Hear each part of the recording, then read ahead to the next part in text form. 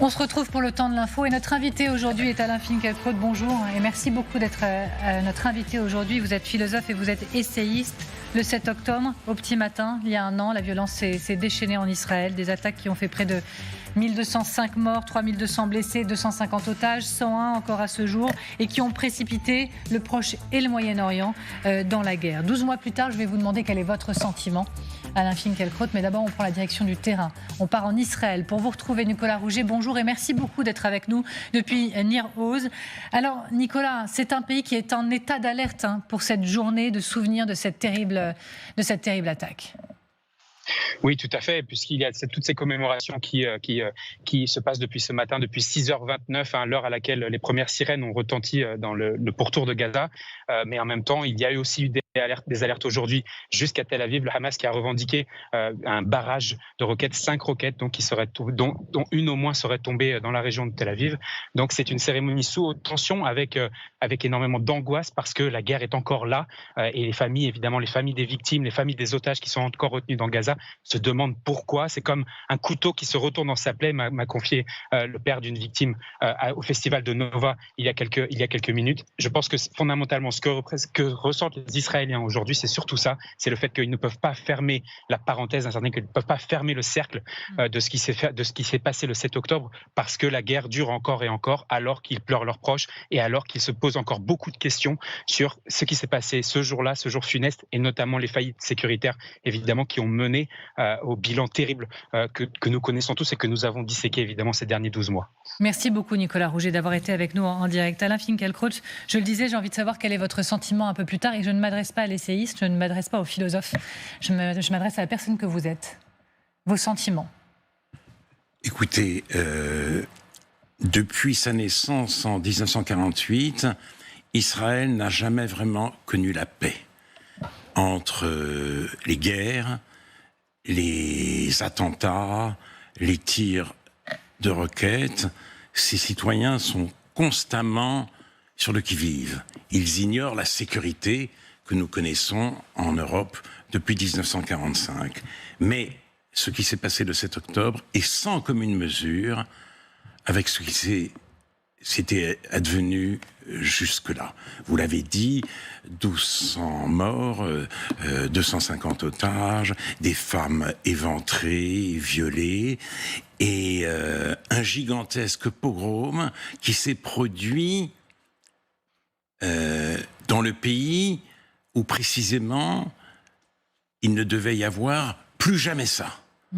C'est donc un terrible traumatisme pour Israël, d'autant que les miliciens du Hamas et les civils qui étaient avec eux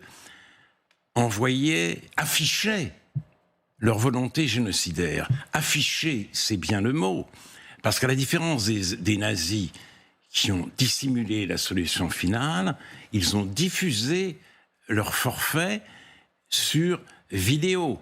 Un adolescent euphorique a téléphoné à ses parents pour leur dire « J'ai tué 10 juifs, regardez sur WhatsApp, soyez fiers de moi ». Le 7 octobre, c'est l'allégresse du carnage.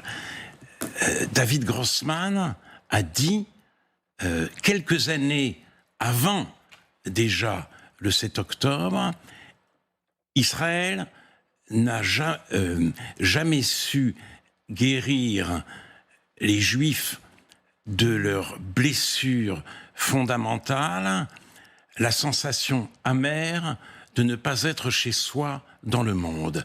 Depuis le 7 octobre, cette blessure est à vif. Boris Cyrulnik, dans Le Point, il dit ceci. Il dit « Le pogrom du 7 octobre a renforcé mon sentiment d'appartenance au monde juif ». Et vous ?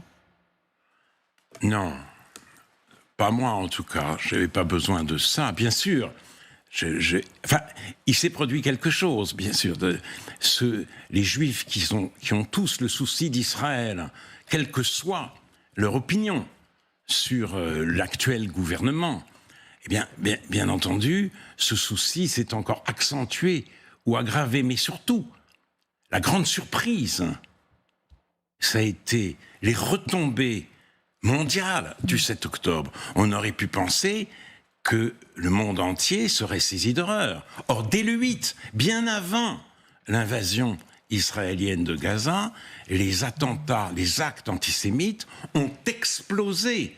Donc, extraordinairement, ce pogrom a relancé l'antisémitisme. Et c'est pas l'antisémitisme traditionnel, c'est pas l'antisémitisme de la France aux Français, c'est pas la bête immonde que la gauche, contre laquelle la gauche adore se mobiliser. Non, c'est un antisémitisme d'importation. Et un antisémitisme d'importation malheureusement relayé, non comme on aurait pu le penser, par l'extrême droite, mais par l'extrême gauche. L'extrême gauche qui veut faire main basse sur les quartiers populaires et qui donc repris à peu près l'argumentation du Hamas. On se souvient que Jean-Luc Mélenchon, juste avant la grande marche contre l'antisémitisme, a envoyé ce message. Les partisans du soutien inconditionnel au massacre ont leur rendez-vous. Et le plus ironique de l'affaire, c'est que le Front républicain, justement formé pour, encore une fois, terrasser la bête immonde, ne fait pas barrage à l'antisémitisme, il lui fait la courte échelle. L'antisémitisme siège aujourd'hui à l'Assemblée nationale. Donc ça ne m'a pas réenjuivé. Ça m'amène à des considérations mélancoliques, parce que si le processus démographique dans lequel nous sommes engagés suit son cours, il y aura peut-être un jour où les Juifs se diront: avons-nous encore notre place en France ? L'antisémitisme siège à l'Assemblée nationale. Yael Gauz, sur ce point, sur Jean-Luc Mélenchon.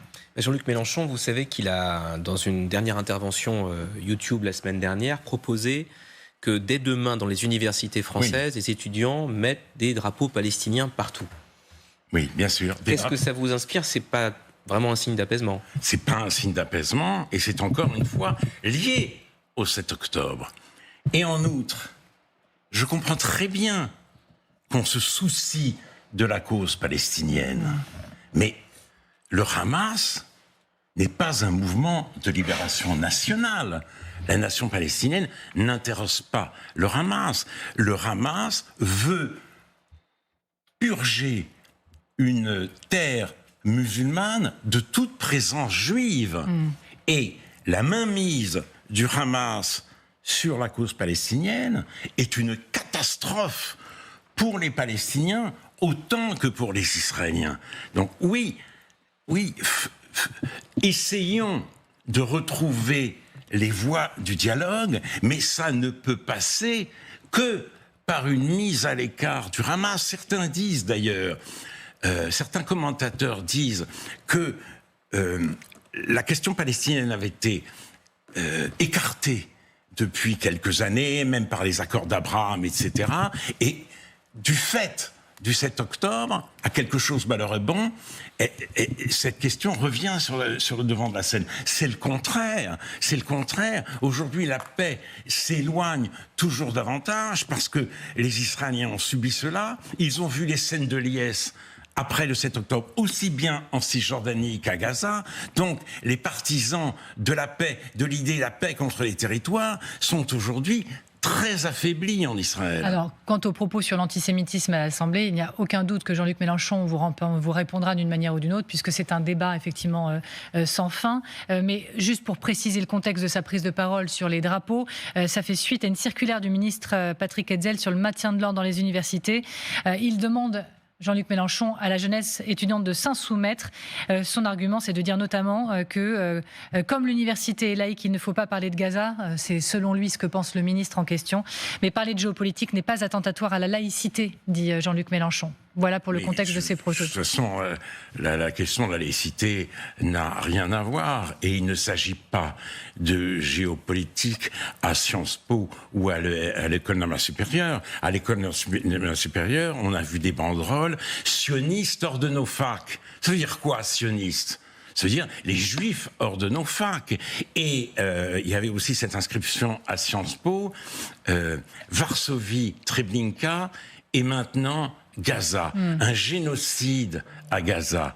vous vous souvenez, comme si entre 40 et 45, les Juifs avaient le choix de déposer les armes, comme si de l'aide humanitaire était acheminée à Auschwitz, à Treblinka, comme si une campagne de vaccination avait eu lieu à Varsovie sous la protection de la Wehrmacht. Donc tout cela, ce sont des propos qui visent à nazifier Israël et à travers Israël, tous ceux qui ont le souci d'Israël. Sur les chiffres, on a reçu Dominique Régnier sur ce plateau la semaine dernière qui nous a révélé en exclusivité son étude pour la Fondation politique sur l'antisémitisme, la radiographie de l'antisémitisme en France, édition 2024.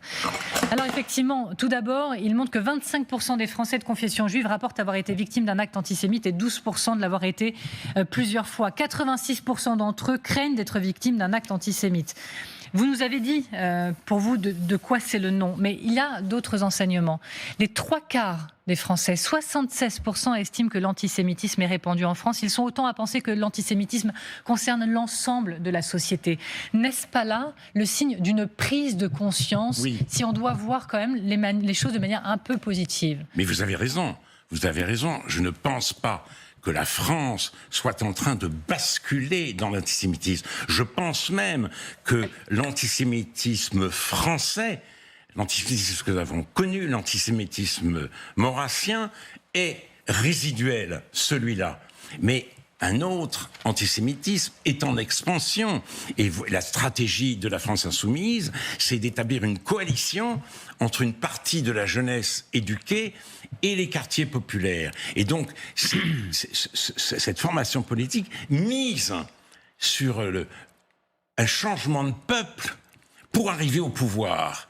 Et donc, elle a choisi, c'est-à-dire Henri IV, c'était Paris vaut bien une messe, pour Mélenchon, l'Élysée vaut bien que nous devenions antisémites. C'est cela qui m'inquiète, c'est l'évolution en cours. Mais d'ailleurs, les Français d'origine française sont d'autant plus fondés à s'inquiéter de l'antisémitisme qu'ils peuvent être aussi l'objet de la détestation dans certains quartiers populaires, où précisément l'injure sale français rivalise avec l'injure sale juif. Alors après, on va avancer sur Netanyahou, sur ce qui se passe en Israël. Dernière question sur le sujet, Yael Gauz. Est-ce que la difficulté aujourd'hui, c'est pas de l'amalgame, l'essentialisation? Vous êtes juif, donc vous soutenez Netanyahou, alors qu'il y a toute une palette d'opinions, une popularité très basse aujourd'hui en Israël de Netanyahou, qui, à travers la guerre, est dans une fuite en avant pour éviter des commissions d'enquête sur le 7 octobre et les failles du renseignement israélien. Vous êtes d'accord avec ça, d'ailleurs, Alain Finkielkraut? Est-ce que vous êtes en soutien, vous, de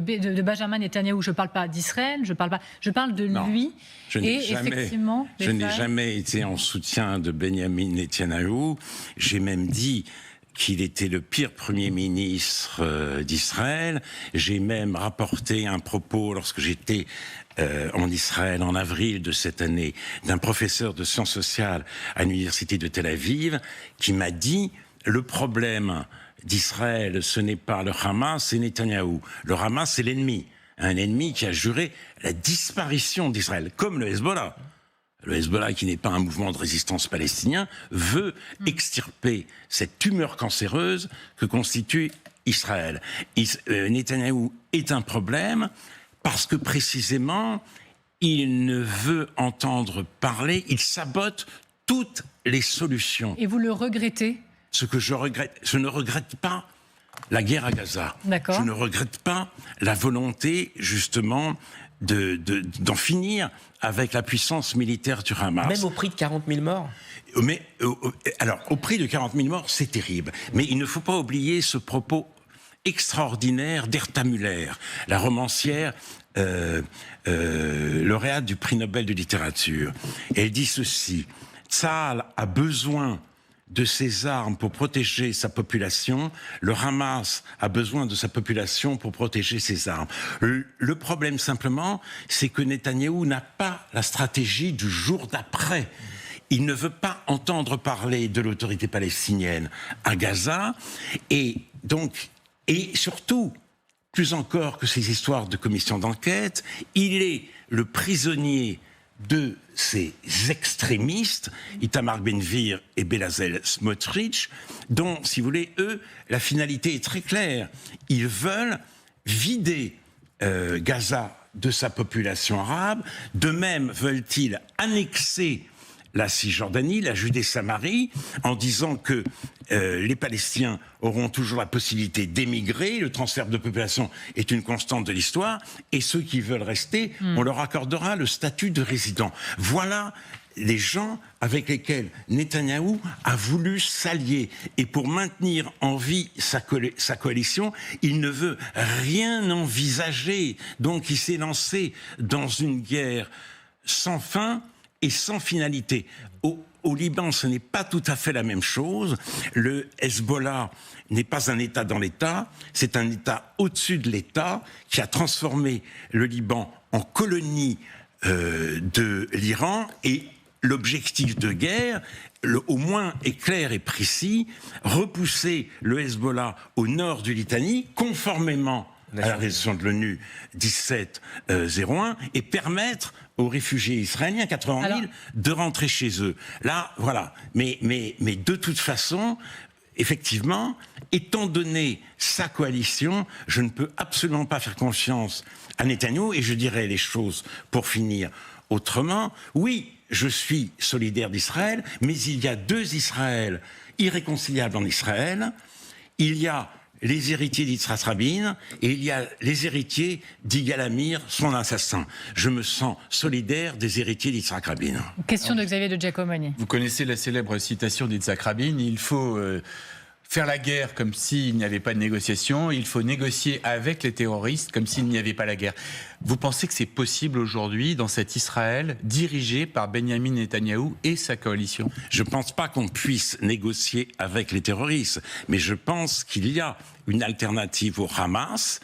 Effectivement, je pense que Gaza ne pourra être construite qu'avec l'Arabie Saoudite, et que l'Arabie Saoudite mettra une condition, que les négociations reviennent. Évidemment, là, c'est très difficile, si vous voulez, parce que Israël, qu'on définit dans une partie de la gauche comme un État impérialiste depuis 1967, Israël s'est retiré du Sud-Liban. Il a eu les Hezbollah. Israël s'est retiré de Gaza. Tout le monde nous explique que le 7 octobre, c'est en réaction à l'occupation. Quelle occupation ? L'occupation extérieure. Il s'est retiré de Gaza avec Ariel Sharon, mais il en a fait une véritable prison. Il n'y avait pas de développement possible à Gaza. Il y avait énormément d'argent. Le blocus n'est venu qu'à cause des tirs de roquettes. Qu'est-ce que le Hamas a fait de cet argent ? Il a construit des tunnels, il a accumulé des armes.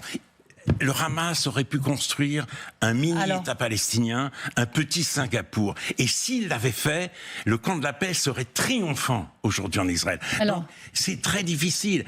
C'est pas la paix de l'amour de toute façon qu'il faut, c'est la paix de la séparation. Claire Fournier. C'est l'érection de frontières entre ces deux peuples. C'est absolument indispensable. Mais ce sera très difficile, simplement, il n'y a pas d'autre voie.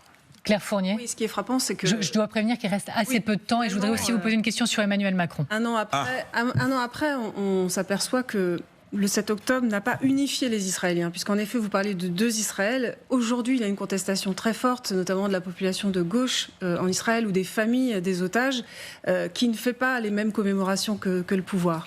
Donc ça, c'est un écueil, c'est un échec, et c'est que ça a contribué en fait à accentuer les divisions au sein de la société. Comment est-ce que ce n'est pas ? Ça a accentué les divisions au sein de la société israélienne, alors que ça aurait pu l'unifier. Mais écoutez, normalement, dans un pays en guerre sur plusieurs fronts, sur 4 fronts, devrait régner l'union sacrée. L'union sacrée. Or, ce n'est pas le cas. Ce n'est pas le cas. Alors, c'est vrai, ça, c'est l'échec du pouvoir. L'offensive au Liban est approuvée par une majorité d'Israéliens, puisque quand même, Israël subit des tirs de roquettes depuis le 8 octobre de la part du Hezbollah, alors que le Liban n'a aucun différend territorial avec Israël. Il n'empêche, la division est là en Israël. Ça prouve aussi l'extraordinaire vitalité de cette société israélienne. Les réservistes sont tous allés au combat parce que c'est une guerre existentielle. Il n'empêche, je veux dire, heureusement, une majorité d'Israéliens ne se reconnaissent pas dans un gouvernement où il y a des gens comme Vladimir Smotrich et une ministre. Merci. Une ministre qui a dit que le cessez-le-feu, un accord, jetterait aux ordures les objectifs de guerre pour 22 ou 33 personnes, ou je ne sais pas combien. Merci un tel Alain gouvernement ne Finkielkraut. mérite pas d'exister. Vous vous rendez compte ? Le temps filait très très vite, il a filé très vite, je vous remercie. On avait encore 1000 questions à vous poser. Oui, c'est fini, c'est passé très vite, il faudra revenir nous voir. Merci d'avoir été avec nous. Merci à vous.